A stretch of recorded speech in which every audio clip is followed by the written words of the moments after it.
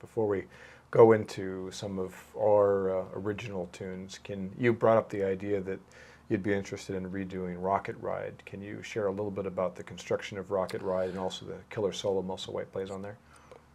Rocket Ride was an idea. When I was in a band called the House Rockers, a lot of times we had two tenors, Ken Baker and Jack Sanford, but a lot of times Baker played with John Lee Hooker and Sister Monica, and I had other obligations, so we ended up doing harmonica tenor harmonies.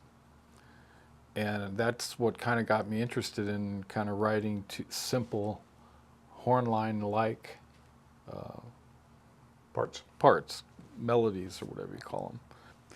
And Rocket Ride was actually a combination of two different horn lines that I would play with the sax in two different songs. One of them was called T-Bone Rides Again. That's where the ride part comes. And the rocket comes from the horn line in Ike Turner's version of Rocket 88. So it's Rocket 88, T-Bone Rides Again. And that's why it's two progressions long, because it's actually two 12-bar heads stuck together. Got it. And it's stuck together with the little break that I kind of threw in there. Da-ba-da-da-da, da-da-da-da-da, da-da-da-da-da-da-da.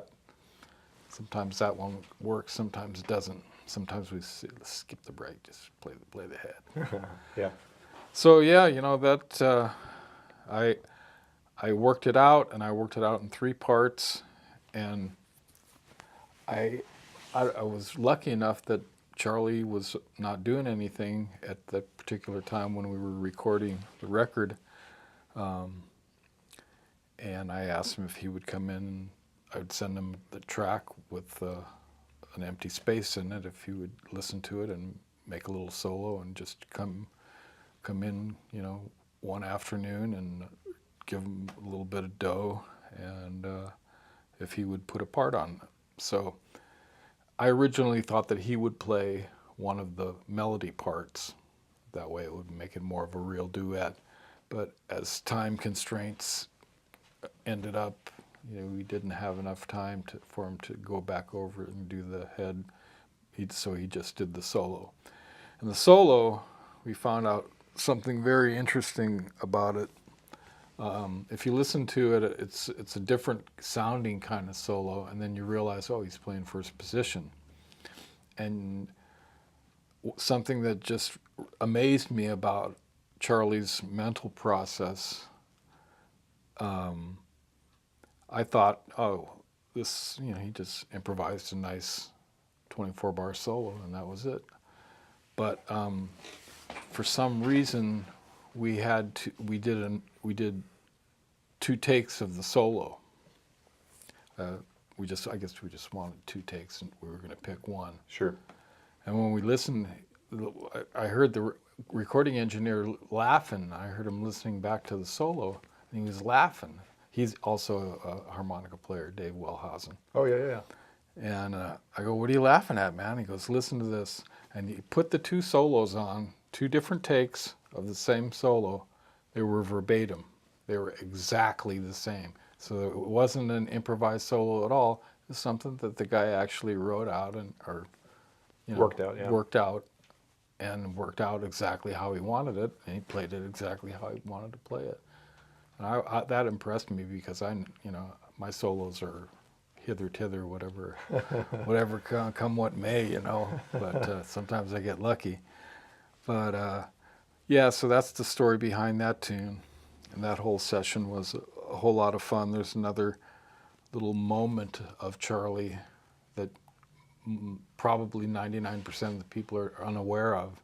On another song, we did an instrumental version of Jimmy McCracklin's The Walk. Mm-hmm. Boom. And there boom.